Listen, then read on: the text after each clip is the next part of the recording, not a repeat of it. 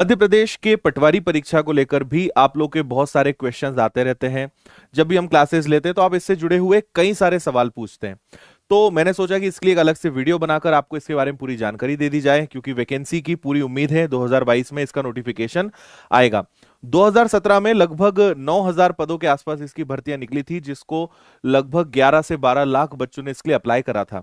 और अब 2022 में भी लगभग इसी के आसपास कुछ पदों की उम्मीद है कि इतनी भर्तियां आएंगी। और इसको लेकर क्वालिफिकेशंस मैंने पूरी लिस्ट बनाई है। पद की संख्या क्या हो सकती है, योग्यता, आयु, परीक्षा शुल्क, चयन की प्रक्रिया क्या होती है, सीपीसीटी अनिवार्य रहेगा या नहीं रहेगा, पाठ्यक्रम क्या है, तैयारी कैसे करना है, ज्वाइनिंग अपने जिले में मिलती है या नहीं मिलती है, मध्य प्रदेश का स्थायी निवासी अगर ना हो तो क्या करें, अन्य राज्य के अगर आप हैं तो क्या कर सकते हो, प्रीवियस पेपर्स कैसे आप ले सकते हो, तैयारी कैसे कर सकते हो, सभी प्रश्नों के जवाब मैं आपको इसमें देने वाला हूं। तो वीडियो के अंत तक बने रहिए। एक ही रिक्वेस्ट है, पूरा देखिएगा, आपके सारे क्वेश्चंस के आंसर मिल जाएंगे। अगर आप वीडियो को आधा अधूरा देखोगे फिर ही आपके डाउट्स रहेंगे।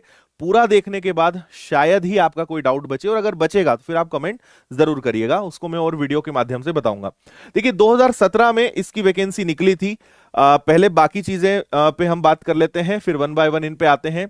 देखिए सबसे पहली चीज, अगर आप अन्य राज्य के विद्यार्थी हैं तो आप इसकी परीक्षा नहीं दे सकते हैं, क्योंकि मध्य प्रदेश का स्थायी निवासी होना इसके लिए अनिवार्य है। तो अन्य राज्य के बच्चे इसकी परीक्षा नहीं दे सकते हैं। और मैं जितनी भी बातें कर रहा हूं 2017 के नोटिफिकेशन से ही सारी बातें मैं कर रहा हूं। हो सकता है इस बार कुछ चेंजेस हो जाए, हो सकता है कुछ नए पॉइंट्स आ जाए, लेकिन जिसकी उम्मीद काफी कम है। तो जो पहले होता आया है, जैसा चल रहा है वैसा ही होने की उम्मीद है। तो ये सारी जो चीजें हैं 2017 का जो ऑफिशियल नोटिफिकेशन है उसी से मैं आपको सारी चीजें यहां पे दिखा रहा हूं। ठीक है, आधार का पंजीयन अनिवार्य है। इसके अलावा यहां पे और कुछ आपके जानने लायक पॉइंट नहीं है। अभ्यर्थी को मध्य प्रदेश का स्थानीय निवासी होना अनिवार्य है, यह इंपॉर्टेंट है। अगला आपके मन में जो सबसे बड़ा डाउट होता है, एक तो योग्यता और दूसरा सीपीसीटी के बारे में, तो इसको अच्छे से पढ़ लीजिए। देखिए ग्रेड पे भी आप ऊपर पढ़ सकते हो, किसी भी मान्यता प्राप्त विश्वविद्यालय से स्नातक उपाधि, मतलब आपका ग्रेजुएशन कंप्लीट होना चाहिए बस। किसी भी सब्जेक्ट से हो, किसी भी यूनिवर्सिटी से हो, कोई फर्क नहीं पड़ता। सबसे खास बात, पटवारी चयन परीक्षा हेतु CPCT score card Hindi typing एवं कंप्यूटर दक्षता सहित उत्तीर्ण होना अनिवार्य है। तथापि सीपीसीटी परीक्षा उत्तीर्ण न होने पर चयनित अभ्यर्थी को सीपीसीटी परीक्षा नियुक्ति के पश्चात परीक्षाधीन अवधि 2 वर्ष के अंदर उत्तीर्ण करना अनिवार्य होगा, अन्यथा नियुक्ति निरस्त कर दी जाएगी। मतलब अगर आपके पास सीपीसीटी नहीं है तो भी फॉर्म भर सकते हो, पढ़ाई कर सकते हो, सिलेक्शन ले सकते हो। ज्वाइनिंग के बाद 2 साल का समय आपको दिया जाएगा सीपीसीटी को कंप्लीट करने के लिए। तो इसकी आपको चिंता नहीं करनी है कि अगर हमारे पास सीपीसीटी नहीं है तो क्या हम फॉर्म ही नहीं भर पाएंगे। आप फॉर्म भर सकते हो, सिलेक्शन ले सकते हो, ज्वाइनिंग भी मिल जाएगी। ज्वाइनिंग से 2 साल के अंदर अंदर आपको सीपीसीटी जो है कंप्लीट कर लेना है। तो मुझे उम्मीद है कि ये एक सबसे बड़ा डाउट आपका क्लियर हो गया होगा। अब सबसे खास बात करते हैं कि इसकी जो भर्तियां होती हैं या इसके जो पद होते हैं वो जिले वाइज होते हैं, मतलब जिले के हिसाब से निकलती है।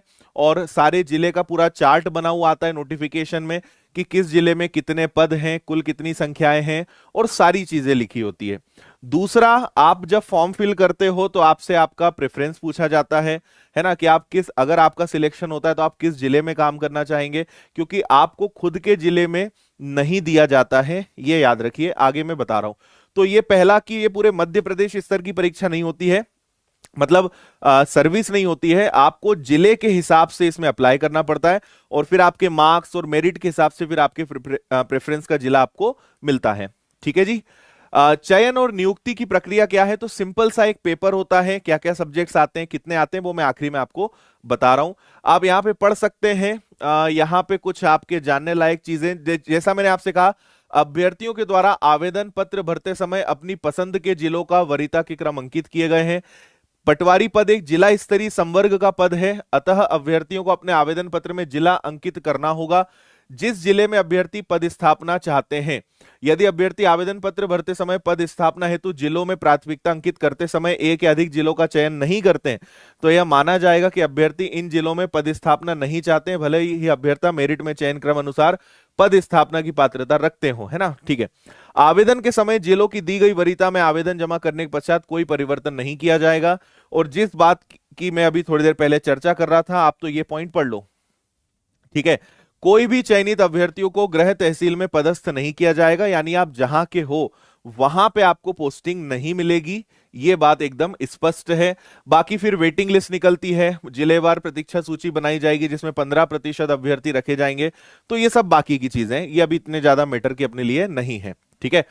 चलिए, अब अगला सवाल आता है कि आयु का क्या इसमें क्रम रहता है, किस तरीके से चीजें रहती हैं। तो 18 वर्ष से कम नहीं होना चाहिए और 40 वर्ष से अधिक नहीं होना चाहिए। बाकी इसमें कैटेगरी वाइज और कई सारी चीजें हैं जो मैं आपको अलग से कभी जब या रियल आएगा नोटिफिकेशन तब बता दूंगा, लेकिन ये लास्ट ईयर का है जो यहां पे मान्य किया गया था। अगला, ऑनलाइन आवेदन का अनारक्षित वाले बच्चों के लिए 500 रुपए, अन्य पिछड़ा वर्ग अनुसूचित जाति जनजाति के बच्चों के लिए 250 रुपए, निशक्त जन अभ्यर्थियों के लिए भी 250 रुपए, है ना। और इसके अलावा ठीक है, यहां पे 2 घंटे का पेपर होता है, जैसा लास्ट टाइम हुआ था। 100 क्वेश्चंस होते हैं, 2-2 शिफ्ट में प्रश्न हुए थे, पिछली बार का पैटर्न ये था। अब सबसे इंपॉर्टेंट बात करते हैं कि यहां पे एग्जाम का पैटर्न क्या होता है। तो देखिए, कुल प्रश्न कितने रहेंगे, तो कुल प्रश्न आपके 100 रहेंगे। ठीक है, कुल प्रश्न 100 होते हैं और कुल परीक्षा भी कितने अंकों की होती है, तो कुल अंक भी आपके 100 रहेंगे, यानी हर प्रश्न 1 नंबर का रहेगा, नेगेटिव मार्किंग नहीं होती है। और ये 5 सेक्शंस में बटा होता है, सभी से 20-20 प्रश्न आपसे पूछे जाते हैं। हर सेक्शन से आपसे 20-20 प्रश्न पूछे जाएंगे, जो मैं आपको और अभी डिटेल में समझा रहा हूं। देखिए, इसमें सबसे पहले जो क्वेश्चंस आते हैं वो आते हैं सामान्य ज्ञान के। सामान्य ज्ञान में क्या क्या आएगा, तो आपका इतिहास आ जाएगा, भूगोल आ जाएगा, संविधान आ जाएगा और एमपी जीके आ जाएगा जनरली, है ना। बाकी साइंस के और करंट अफेयर्स, इनके साइंस के क्वेश्चन तो लगभग नहीं के बराबर आते हैं, साइंस पे आपको ज्यादा इस पे ध्यान नहीं देना है। करंट अफेयर्स का शायद एक आधा क्वेश्चन आ जाए, बट बेसिकली देखा जाए तो इन 4 सब्जेक्ट से प्रश्न इसमें बनते हैं। सामान्य ज्ञान, सामान्य गणित और सामान्य अभिरुचि, यानी इसको आप मैथ्स बोल सकते हो। इसमें रीजनिंग नहीं आता, सिर्फ मैथ्स आता है, मैथ्स के 20 प्रश्न आते हैं। सामान्य हिंदी के 20 प्रश्न, ग्रामीण अर्थव्यवस्था एवं पंचायती राज के 20 प्रश्न और कंप्यूटर के 20 प्रश्न। तो ऐसे 100 क्वेश्चंस होते हैं, सारे सब मतलब 5 सेक्शंस पूरे बटे हुए रहते हैं और एग्जैक्ट 20 क्वेश्चंस हर सेक्शन से आते हैं। रीजनिंग नहीं आता है, इंग्लिश नहीं आता है, साइंस नहीं के बराबर आता है, मतलब हम बोल सकते हैं कि नहीं आता है। तो इन विषय को हम आउट कर सकते हैं इस परीक्षा में। ठीक है। और ये परीक्षा पास करने के बाद सीधी मेरिट लिस्ट बनती है, कोई इसके अलावा और कोई प्रोसेस इसमें नहीं होती है। तो उम्मीद है कि आप इतनी सारी चीजें इससे जुड़ी हुई सभी समझ गए होंगे। अगर आपको पिछले साल के पेपर देखना है, पुराने 2017 के पेपर डाउनलोड करना है, तो मैं प्रोसेस बता देता हूं। विनर्स की ऐप डाउनलोड करना, प्रीवियस पेपर्स में जाना और आपको थोड़ा सा आप स्क्रॉल करोगे, वैसे हर परीक्षा के पेपर्स की पीडीएफ हमने फ्री में प्रोवाइड करी है। एमपीएसआई हो, पटवारी हो, कांस्टेबल हो, जेल प्रहरी, वन रक्षक, सबके पेपर आपको आराम से मिल जाएंगे। आप उनको पीडीएफ फ्री डाउनलोड कर सकते हो। ओरिजिनल पीडीएफ जो व्यापम ने दी है वो आप डाउनलोड कर सकते हो।